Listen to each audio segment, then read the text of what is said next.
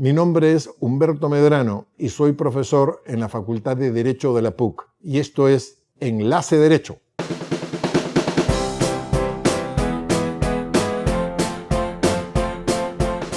El impuesto a la renta es uno de los más significativos en el Perú y en cualquier país. Por eso interesa saber qué debe entenderse por renta para fines tributarios. No existe una definición aceptada universalmente, pero hay distintas teorías que explican este concepto. Por ejemplo, la teoría de la fuente o renta-producto, en cuya virtud solo se considera como renta la utilidad periódica o susceptible de obtenerse periódicamente de una fuente más o menos durable. Por lo tanto, la permanencia de la fuente y la generación periódica son las dos consideraciones esenciales para que una ganancia o un ingreso califique como renta. Veamos los casos entonces en los que un ingreso o una ganancia o un incremento de patrimonio no califica como renta con arreglo a esta teoría. Lo más notorio es el caso de la sucesión, de la herencia o el caso de la donación. Tratándose de una herencia, fallece el padre, el hijo lo hereda e incrementa su patrimonio.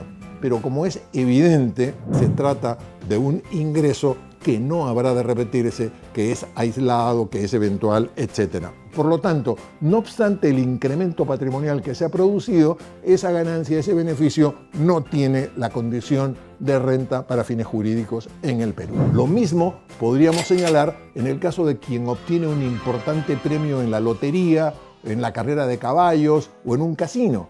¿Es enriquecimiento? Sin duda. ¿Ganancia? Desde luego. ¿Renta? No, porque no es un ingreso periódico ni susceptible de obtenerse periódicamente. Pero el carácter de renta de una ganancia, de una utilidad, es importante no solo para el caso de las personas naturales, como ocurre en los ejemplos que hemos propuesto. También sucede en el caso de las personas jurídicas, en el caso de sociedades o empresas. Como se sabe, una empresa tiene activos y pasivos. En su activo aparece todo aquello que es de su propiedad o todo aquello que se le debe, por ejemplo, cuentas por cobrar. Dentro del activo podemos distinguir entre el activo negociable y el activo no negociable. El activo no negociable o activo fijo es aquel que sirve para producir los bienes o servicios que constituyen el giro de la empresa de la cual se trata. Por ejemplo, instalaciones, equipos, maquinaria, inmuebles. Son utilizados para producir. No están destinados, no tienen como fin ser enajenados. Pero puede acontecer que en un cierto momento una empresa decida vender esta clase de bienes. Vende la maquinaria y obtiene una utilidad. Si en el territorio del que estamos conversando domina la teoría de la fuente o de la renta-producto, es claro que la ganancia que se obtiene como consecuencia de estas enajenaciones no estaría sujeta al impuesto a la renta porque no tendría la condición jurídica de renta.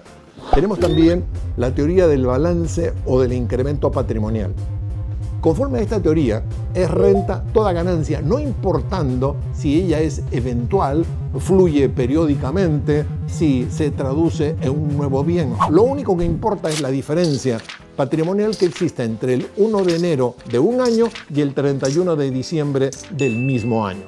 No hay, sin embargo, que conozcamos leyes en el mundo que establezcan o que asuman este concepto de renta. Tenemos también la teoría del flujo de riqueza en el caso de empresas ubicadas en el Perú.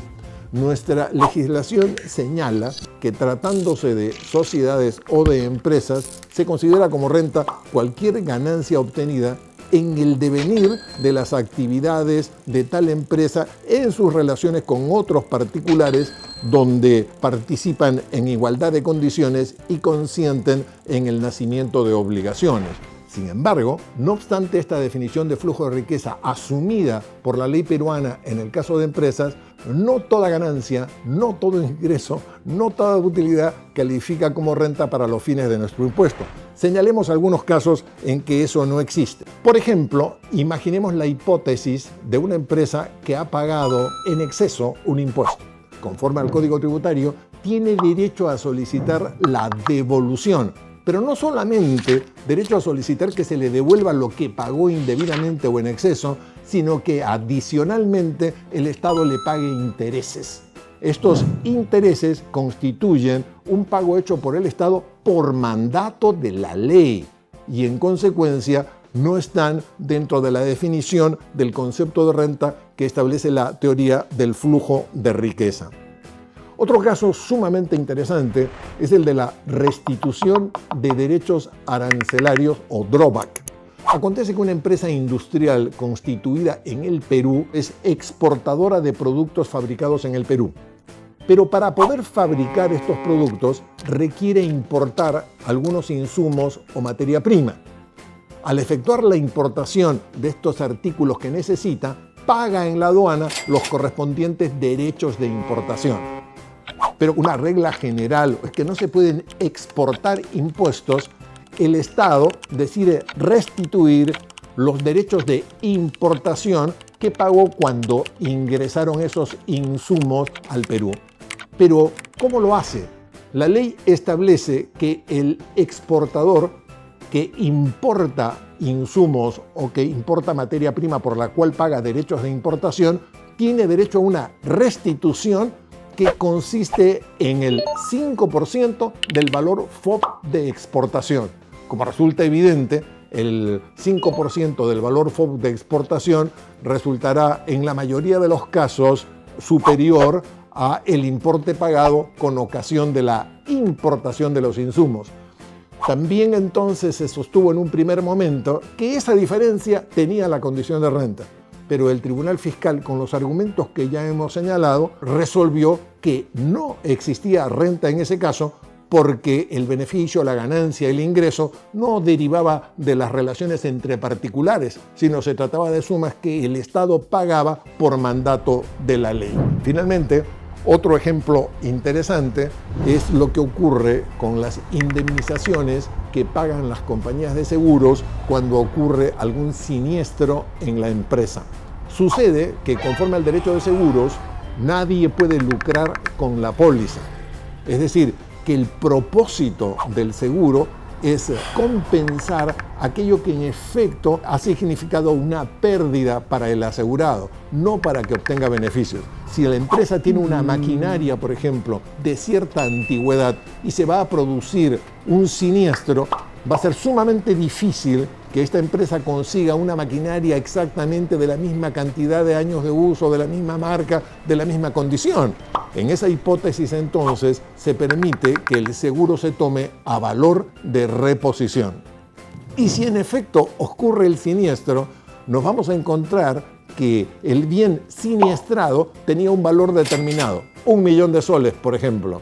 Y sin embargo, la compañía de seguros ha pagado a la empresa 3 millones de soles porque ese es el valor de un activo nuevo similar al siniestrado. Gran pregunta entonces, ¿constituye renta la diferencia entre el valor que tenía el bien que ha desaparecido y la suma pagada por la compañía de seguros? El legislador toma algunas precauciones y señala que para efectos tributarios el valor de esta nueva maquinaria, que acaba de costar 3 millones en el ejemplo, va a tener como costo computable el mismo valor que tenía la maquinaria siniestrada, es decir, 1.000.000. Con esto se consigue que en la hipótesis de una enajenación por la empresa que recibió la indemnización, se considerará como utilidad la diferencia entre el costo que tenía el bien siniestrado y el valor que se obtenga en la enajenación. Ya sabes lo que debe entenderse por renta para fines tributarios. Esto fue Enlace Derecho. Hasta la próxima.